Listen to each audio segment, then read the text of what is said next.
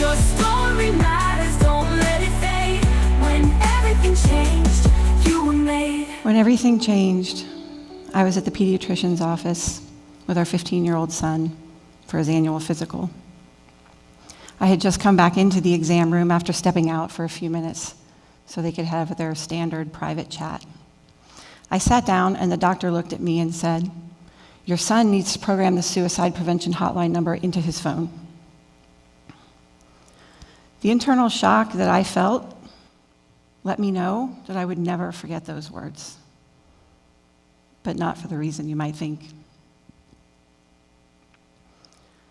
I asked her why she would say such a thing. She doesn't know my son. And she said, "He has stress about school." And his eyes got wide, and he looked at me, and he said, "I have stress about school because I don't like getting up at 5:30 in the morning. I'm not going to kill myself." And in that moment, I realized how bad things have gotten. It really hit me. This wasn't about helping my son. It felt more like she was protecting herself. She had checked her box with that one single sentence. So if anything happened to my child, she could point to his chart and say, "I told you." As we walked out to the car, I could hear pain and fear, sadness in his voice. Sad because she thought that about him. And he was scared that I might be thinking the same thing. So I had to manage that. I recently saw an interview with Harry Miller, who was, he's a former football player with Ohio State University. He was sharing his story about why he quit football to save his mental health.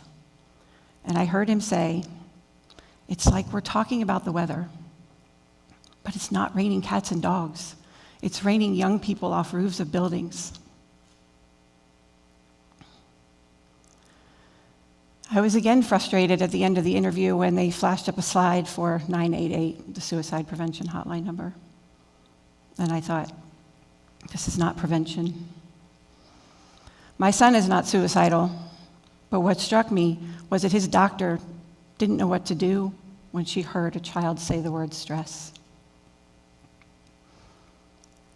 We're pushing children to the edge with no way off but down. And we're paralyzed because we feel like nobody knows what to do. So our story is not another wake-up call about teen suicide, and it's not another talk to raise awareness around anxiety. It's about hope and resilience and evidence and belief. Evidence about what worked for our family and belief about what's possible for yours. It's about real solutions and real prevention. Later, I remembered the time when our daughter went to her first physical without me. And she came home with a list of therapists' names, and I asked why. And she looked at the floor and she said, "Because I have anxiety." I knew she didn't need therapy.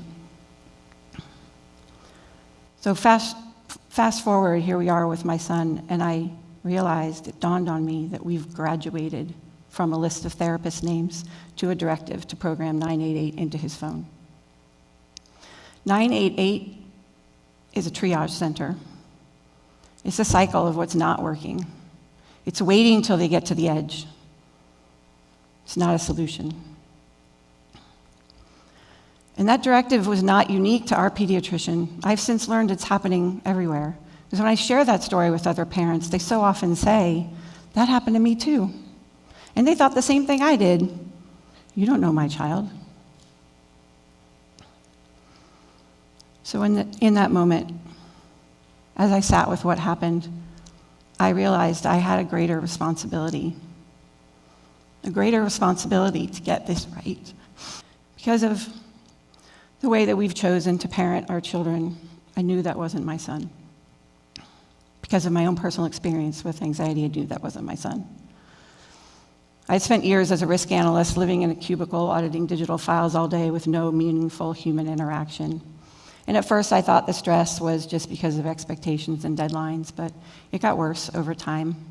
And eventually I developed severe heart palpitations. I couldn't sleep, and I was in physical pain. My body was screaming, and my brain was seizing.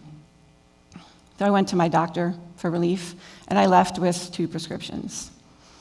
But weeks later, they weren't helping, and I was still shaking. But I remember one time she looked at me in one of those follow-up visits, and she said, "You're going to have a heart attack if something doesn't change." And I felt trapped. I felt helpless. I didn't know what to do. I just wanted it all to stop. And you know what finally made it all stop?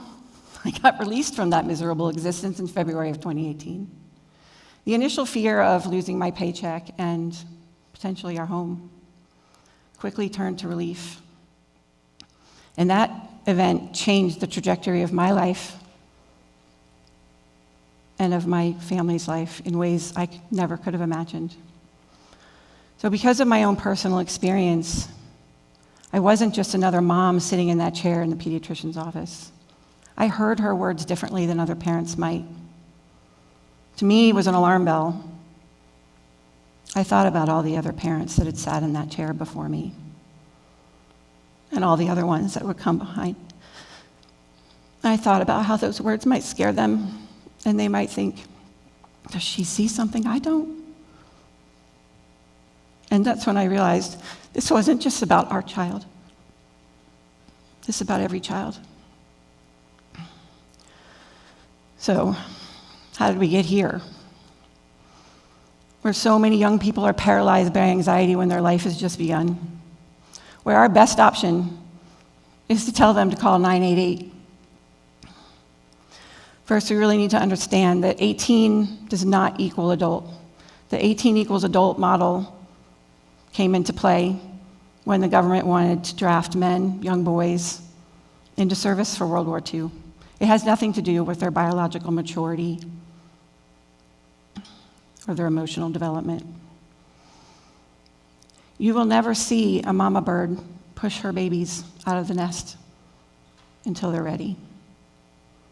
There's no one standing there telling her when she should. She just knows. And it's time for us as parents to trust our intuition about when our children are ready to leave the nest. We have 2 at home. One is ready to take on the world, and the other one needs a little more time.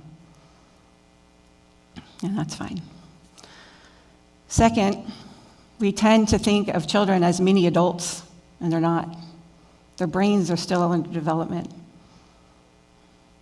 The prefrontal cortex, which is responsible for critical thinking, long-term planning, goal setting, major decisions, emotional regulation, judgment, risk, it doesn't fully mature until we're 25. So when we ask children to make life-altering decisions when their brain isn't ready for it, it's like handing a toddler a roadmap and asking them to drive cross-country. We're also, as human beings, creating anxiety within ourselves, but we don't even know we're doing it. Neuroscientists call it the identity gap.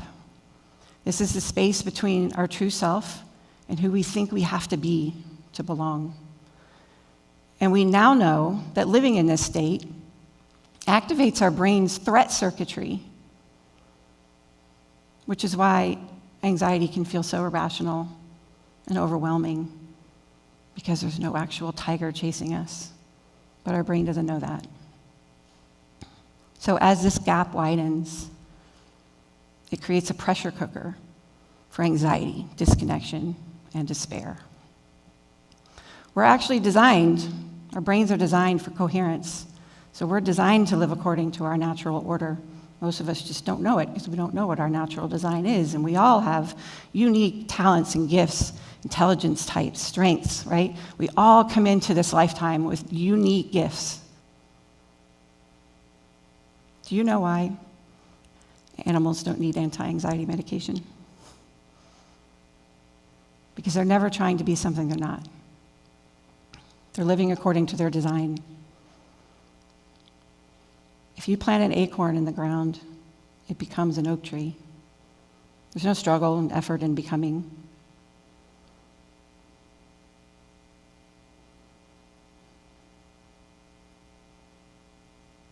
You can stand over that acorn and try to impose your will on it, but it will never become an apple tree or a spruce. We're actually the only living things that can live or decide to live contrary to our natural design, but we don't even know we're doing it. You layer on top all of that the pressure that parents and society put on kids for grades, sports, etc., and you can see why our kids today are living in survival mode. They're in a constant state of fight or flight. I remember a time in our parenting journey when we used to call out the C on the report card for band instead of celebrating all the A's. And one night over dinner, it was report card day, and we were talking about the grades, and our son said, "You know, when you harp on us about our grades, it makes us feel like we're not good enough." And as a mom, that really hurt. And I thought it's very insightful for a 12-year-old, and thank you, because we're always learning more from them, I think, than they learn from us. And from that day forward, we let go of the reins, and we gave that ownership back to them. And that simple shift in parenting has made a huge difference in our relationships. A few months later, the same 12-year-old, I was in the kitchen, he comes downstairs and comes into the room, and he says, "Mom, thank you for not forcing me to go to college." And I thought, that's a strange thing to say, so I kind of, giggled, and I said, "Where's that coming from?" And he said, "Well, all my friends' parents say that they have to go to college, and they don't want to. So I just want to thank you for not forcing me to go to college." I said, "You're in middle school, buddy. You'll figure it out." So I want to take you back to a time when our family life looked vastly different. And maybe you can relate to this scene. We'd all come together at the end of the day, and almost immediately it was like someone threw a cherry bomb in the middle of the kitchen floor. She's triggered, I'm triggered, Dad's over there thinking, "Ugh, here we go again." And our son is asking, "Why is everybody always so angry?" Our family experience today looks vastly different because everyone feels seen and heard and respected. There's harmony, connection, trust, love, laughter, and joy. Our kids are not in survival mode. They're free to make age-appropriate decisions about what aligns with them now. Just last year, our son came to us. This is the same kid who previously thanked me in middle school for not forcing him to go to college. He walks into the room and declares, "I'm going to go to Marquette University." Mind you, we live in Maryland, so "I want to study sports data analytics, and I want to be a sports broadcaster." Just like that, all one sentence, it seems like, just came out. And we were like, "Okay, buddy." But what's beautiful about that is that he's tuning into his natural gifts and talents. He's trusting his instinct, his intuition, his gut, and he's following his heart, which is what we want for all kids, to have that freedom, not be in survival mode, and be able to follow a path that aligns with who they are and lights them up. So I want to leave you with a thought. Know that humans are hardwired to move away from pain and towards pleasure. So if you are not in the pain point yet, don't wait until you are. I want you to know you can prevent it. So often I hear from parents, they say, "Oh, this doesn't apply to me because my child is only 2 or 3 or 5 or whatever age is not an anxiety-ridden teenager." If a child is growing up in an environment where they don't feel safe to be who they came here to be, if they're being forced to conform to standards and expectations that don't align with who they are, they will experience anxiety. How much depends on how wide that gap is. But it's inevitable because it's biological. There's an old Chinese proverb that goes, "The best time to plant a tree was 20 years ago, and the next best time is right now." Our daughter is now 22. If I could wind back the clock to when she was 2 years old, I can see how different her life would have been if I had these tools back then. She wasn't an anxiety-ridden teenager at 2, but she became one.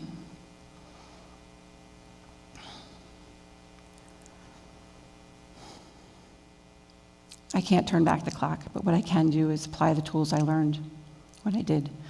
And a few years ago, I actually apologized to her. I told her, I'm sorry for trying to mold you into the person I thought you should be, instead of allowing you to be the person you came here to be. And that made all the difference for her. We had these tools earlier in Jason's development, our son, and that made all the difference for him. Our kids, all our kids, are growing up in unprecedented times, and we need unprecedented solutions. This is about real prevention. It's about disrupting the cycle that isn't working. And in the end, it's about freeing our kids. And when we do, we free ourselves too. Thank you. Your story matters, don't let it fade. When everything changed, you were made.